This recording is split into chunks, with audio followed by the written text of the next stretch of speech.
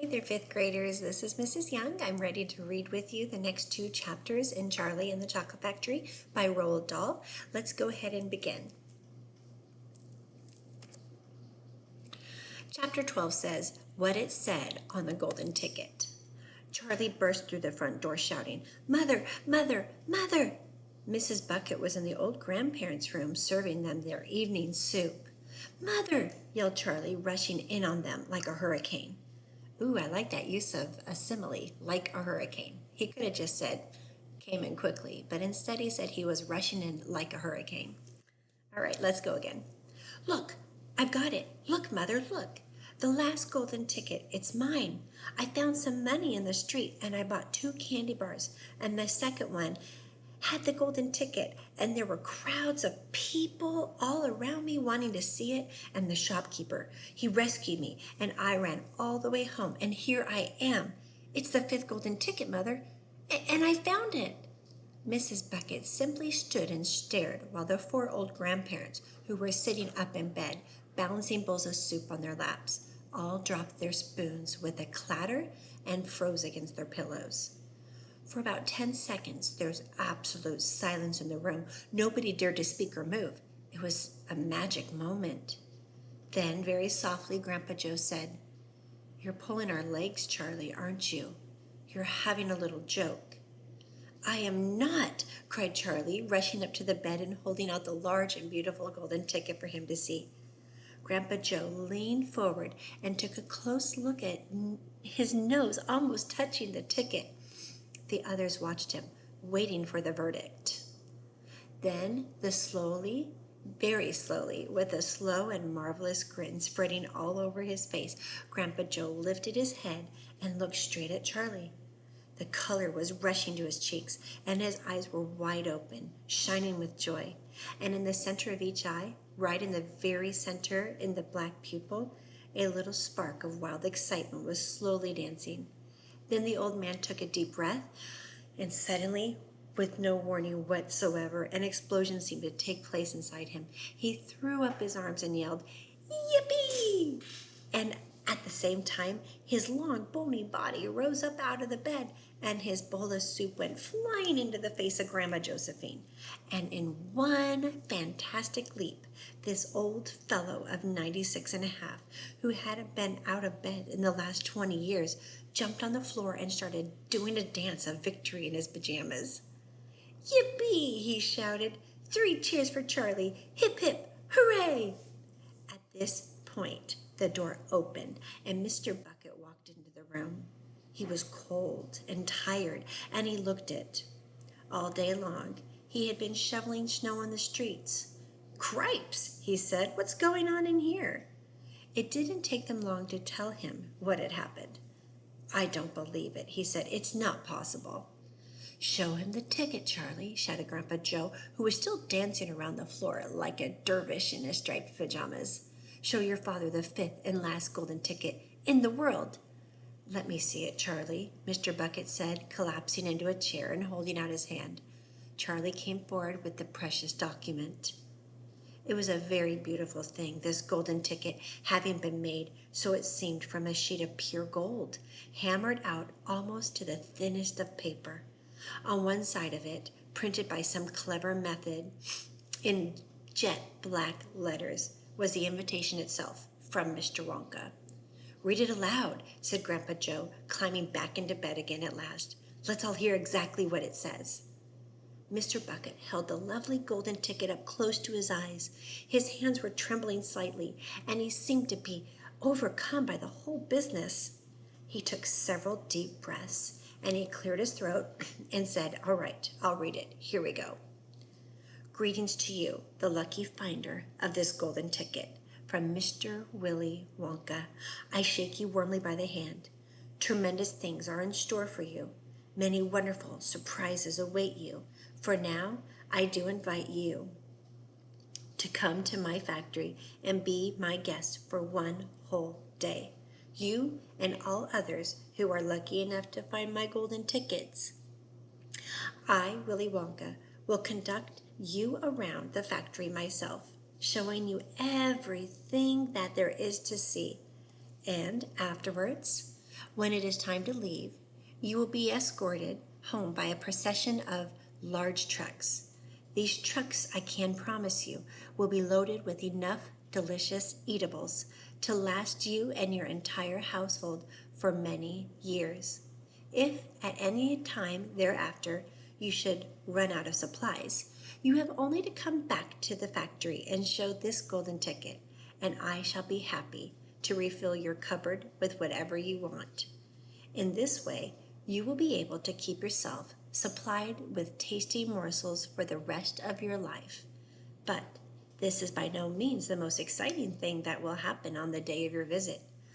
I am preparing other surprises that are even more marvelous and more fantastic for you and for all my beloved golden ticket holders.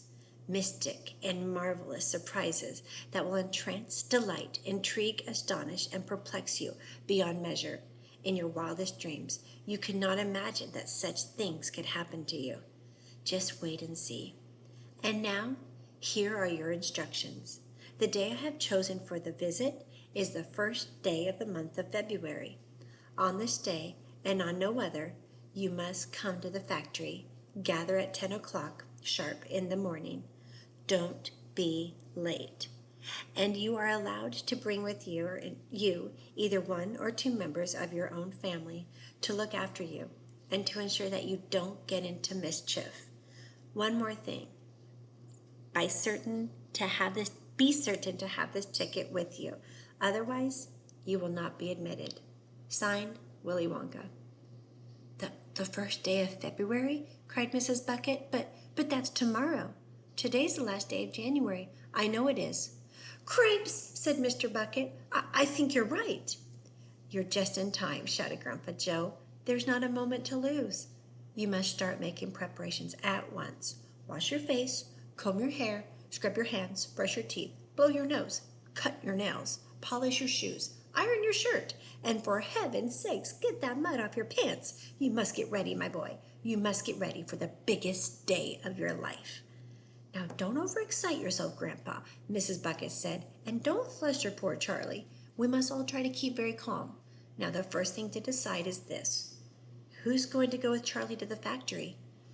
I will, shouted Grandpa Joe, leaping out of bed once again. I'll take him. I'll look after him. You leave him to me. Mrs. Bucket smiled at the old man, and then she turned to her husband and said, How about you, dear? Don't you think you ought to go? Well, Mr. Bucket said, pausing to think about it. No, I'm not sure I should. But you must. There's no must about it, my dear, Mr. Bucket said gently. Mind you, I'd love to go. It'd be tremendously exciting. But on the other hand, I believe that the person who really deserves to go most of all is Grandpa Joe himself.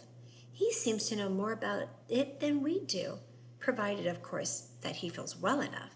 Yippee! Shouted Grandpa Joe, seizing Charlie by the hands and dancing around the room. He certainly seems well enough, Mrs. Bucket said, laughing. Yes, perhaps you're right after all. Perhaps Grandpa Joe should be the one to go with them. I certainly can't go myself and leave the other three old people all alone in bed for a whole day. Hallelujah, yelled Grandpa Joe. Praise the Lord. At that point, there came a loud knock on the front door.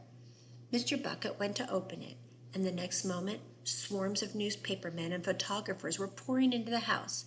They had tracked down the finder of the 5th golden ticket, and now they all wanted to get the full story for the front page of morning papers.